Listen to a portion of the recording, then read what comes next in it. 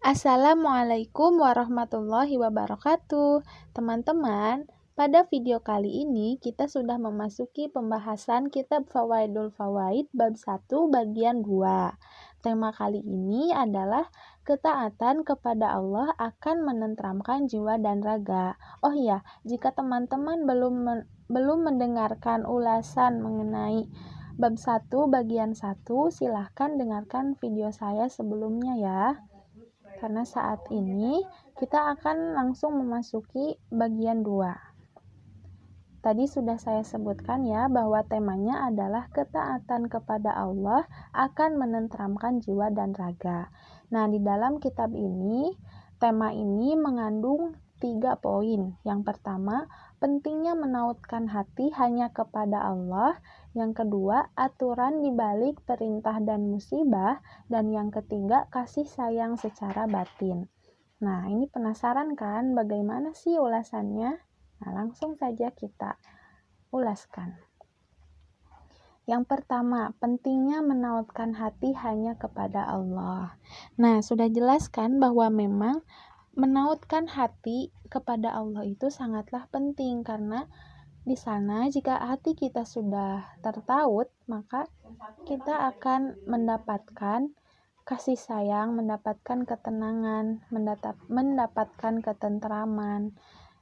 Nah, ini ya menenteramkan jiwa dan raga gitu jika hati kita sudah tertaut kepada Allah.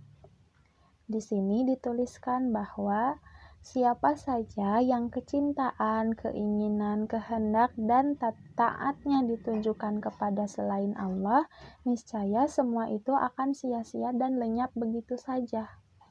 Ya, ini benar sih bahwa memang kalau kita taatnya kepada manusia, misalnya kita menuruti apapun yang dia mau, padahal itu bertentangan dengan ajaran Islam, maka ya itu hanya sia-sia, malah akan menjadi siksa semata gitu. Bahkan orang yang kita taati itu akan meninggalkan kita, soalnya dia juga masih terbilang makhluk gitu, dia juga akan berpulang kepada Robnya gitu.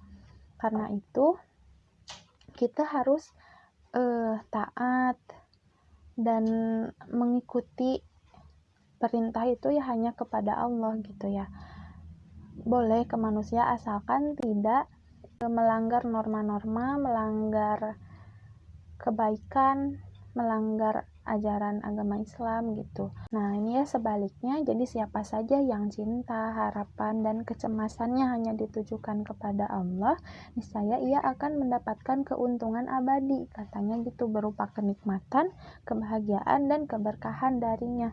Ya, ini benar ya, jika siapa saja yang ya cintanya itu hanya untuk Allah gitu, cinta yang hakiki gitu ya hanya untuk Allah, harapan jika dia punya harapan itu hanya meminta kepada Allah, hanya ditujukan kepada Allah, dan kecemasannya hanya ditujukan kepada Allah juga. Maksudnya kecemasan di sini tuh jika kita melanggar sesuatu, misalnya kita cemas nih, Allah ini bakalan marah nggak ya sama kita, bakalan ini nggak ya, takut gitu, takut kalau Allah tuh menjauhi kita gitu. Nah, ini jika hanya ditujukan kepada Allah, nah niscaya kita akan mendapatkan kenikmatan, mendapatkan keuntungan abadi, pemberian darinya gitu ya, tentunya itu kasih sayang darinya. Jadi inti pada poin pertama ini ya pentingnya menautkan hati hanya kepada Allah ini ya agar kita mendapatkan cintanya Allah gitu, agar kita dicintai oleh Allah, disayangi, diberikan kasih sayang gitu. Nah, lanjut ke poin kedua, ada aturan di balik perintah dan musibah. Nah, ini sedikit agak belibet gitu ya, saya bacakan dulu. Di dalam kitab ini dituliskan bahwa seorang hamba Allah tidak akan terlepas dari perintah dan musibah darinya. Benar ya? Ia membutuhkan, bahkan sangat membutuhkan pertolongannya ketika menerima perintah. Sedangkan ketika mendapatkan musibah, ia membutuhkan uluran kasih sayang. Benar, jadi dalam keadaan apapun tuh sebenarnya kita hanya membutuhkan Allah aja gitu. Kasih sayang yang ia dapatkan ketika ditimpa musibah sebanding dengan kadar perintah Allah yang dikerjakannya.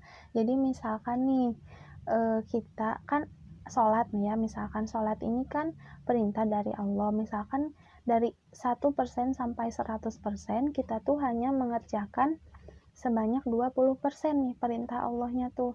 Jadi kita juga akan mendapatkan kasih sayang dari Allah tuh hanya 20% aja gitu. Jadi ya seimbang gitu ya, jadi balas berbalas gitu, ada sebab akibat gitu, 20% juga dapatnya gitu. Nah, jika dia melaksanakan perintah itu secara sempurna, lahir dan batin, niscaya ia akan mendapatkan kasih sayang secara lahir dan batin juga gitu. Nah, akan tetapi jika perintah itu dilaksanakan dalam bentuk lahiriah saja, tanpa mencakup hakikatnya, niscaya ia akan memperoleh kasih sayang secara lahiriah. Namun sedikit sekali kasih sayang secara batin yang diraihnya. Nah, ini banyak nih. Contohnya lagi sholat. Sholat kan gimana sih maksudnya sholat itu sudah mencapai kebatinan atau cuma lahir doang? Bedanya tuh seperti ini, kalau hanya lahiriahnya saja ya kita ibadahnya tuh hanya ibaratkan gerakannya aja gitu, tanpa melibatkan hati kita, tanpa melibatkan batin kita. Jadi ketika sholat misalkan nih ada tukang mabuk, terus dia ya mabuk ya sholat, dia sholat tapi setelah sholat tidak merubah kelakuannya gitu, tidak merubah keburukan dia, maka itu bisa dikatakan bahwa sholatnya itu hanya lahiriah saja, hanya sekadar menggugurkan kewajibannya saja, tidak mencakup hati. Kalau sudah mencakup hati, misalkan dia sholat, ya kehidupannya pun akan berubah gitu, keburukannya akan tidak ada gitu ya, muncul kesadaran untuk lebih baik. Nah, jika sholat sudah mencapai batin atau sudah melibatkan hati, maka akan merubah kehidupan. Nah, sama halnya kayak ini juga ya. Jika kita melakukan ibadah mencakup hati kita, maka kita juga akan diberikan kasih sayang lahiriah plus batin ya. Jika kita hanya lahiriah saja, ya maka akan mendapatkan kasih sayang secara lahirnya saja. Nah, ini gimana sih secara lahirnya aja tuh gimana maksudnya? Kan banyak nih ya orang yang diberi misalkan dia sholat terus rezekinya lancar gitu, tapi hatinya gak tenang, hatinya tuh ngerasa kosong, hidupnya ngerasa hampa gitu. Nah, itu bisa jadi dia itu hanya mendapatkan kasih sayang lahiriah saja. Ini bukan berarti Allah tidak adil. Kita lihat lagi kepada takaran ibadah dia itu seperti apa, apakah dia ibadahnya 100% gitu, maksudnya lahir dan batinnya itu ada, atau hanya lahirnya saja gitu. Jadi Allah juga memberikan sesuai dengan apa yang kita kerjakan. Itu di poin kedua ya. Lalu di poin ketiga, kasih sayang secara batin. Nah, ini yang tadi ya. Tuh, apabila kalian bertanya, seperti apa sih kasih sayang secara batin yang diperoleh hamba ketika ditimpa musibah? Nah, ini tuh jadi kita ketika ditimpa musibah, Allah tuh ngasih kasih sayangnya dalam berupa ketenangan. Jadi gak ada lagi gundah, gak ada lagi khawatir, gak ada lagi penyesalan gitu, enggak. Kalau kita sudah mendapatkan kasih sayang secara batin ini, ketika kita ditimpa musibah, misalnya kehilangan suatu barang kesayangan kita atau apapun itu, maka di hati kita tuh hanya akan ada ketenangan dan kedamaian. Jadi hilang aja keresahan, kegundahan, dan keluh kesah dari hati kita tuh hilang gitu ketika kita tertimpa musibah. Nah, kalau kita sudah merasakan itu, berarti kita sudah mendapatkan kasih sayang secara batin dari Allah. Saya bacakan ya. Pada kondisi demikian, seorang hamba akan merendahkan diri di hadapan Robnya dengan penuh rasa hina, memandangnya dengan hatinya, dan bersimpuh kepadanya dengan segenap jiwanya. Nah, jadi jika seseorang dalam kondisi terkena musibah gitu ya, dia tidak akan marah, tidak akan menyalahkan takdir. Justru seseorang yang sudah mendapatkan kasih sayang secara batin ini akan merendahkan diri di hadapan Robnya gitu. Jadi dia merasa bahwa dirinya tuh hina sekali. Dia merasa tidak bisa apa-apa tanpa pertolongan dari Allah gitu. Dia tidak bisa melalui itu semua tanpa pertolongannya gitu. Lalu nah, kenapa bisa sampai seperti itu gitu ya? Karena hatinya itu disibukkan dengan pengakuan dan perasaan terhadap kasih sayang Allah gitu. Jadi hatinya udah sibuk dengan rasa cinta, ya dia gak akan ngerasain hal-hal yang lain. Misalkan hati kita udah disibukkan dengan rasa cinta kepada Allah, ya kita juga gak akan ngerasain benci gitu. Nah, sama halnya seperti itu ya. Lalu tentang keyakinan tentang kebaikan takdir Allah membuatnya tidak merasakan lagi pahit musibah. Jadi ya kalau kita sudah yakin dengan bahwa kebaikan gitu ya, takdir Allah ini adalah kebaikan untuk kita, maka gak akan kerasa pahit gitu musibah tuh. Ya itu ya kasih sayang untuk kita gitu. Jadi semuanya dari Allah, ya itu bagus gitu. Ia pun menyadari kalau dirinya semata-mata seorang hamba yang suka atau tidak suka mesti menjalani takdir Robnya. Ya iya, kita manusia, suka gak suka ya kita harus jalani takdir kita. Ya bukan apa ya, bukan kita jadi dalam artian malas-malasan berikhtiar gitu ya. Tapi di sini ya kita kalau mau takdirnya baik, ya kita juga harus berperilaku baik. Nanti juga kan akan mendapatkan balasan yang setimpal gitu istilahnya. Jika ridho akan hal itu, nah ini nih, jika ridho akan hal itu, niscaya ia akan mendapatkan keridhoannya. Ya, jika kita ridho dapat musibah nih, gak apa-apa, ikhlas gitu ya. Malah bertambah keimanannya gitu ketika ditimpa musibah, maka Allah juga akan ridho gitu sama kita.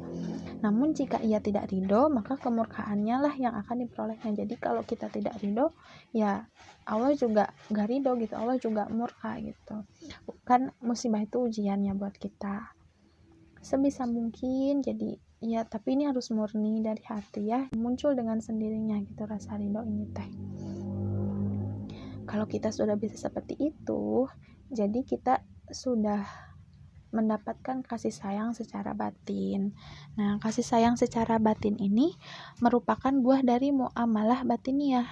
Tadi kesalihan batin ya, yang disebutkan tadi sebelumnya, misalnya sholat, batinnya ada gitu, jadi batinnya juga ikut soleh, maka kita juga akan mendapatkan kasih sayang ini gitu. Semakin soleh batinnya, semakin bertambah kasih sayangnya. Jadi sebaliknya ya, makin berkurang kesolehan batinnya, maka semakin berkurang kasih sayang batin yang diraihnya. Gitu. Mungkin itu ya pembahasan kita di video kedua ini dengan tema ketaatan kepada Allah akan menenteramkan jiwa dan raga. Yang tadi yang pertama kita harus menautkan hati kita hanya kepada Allah.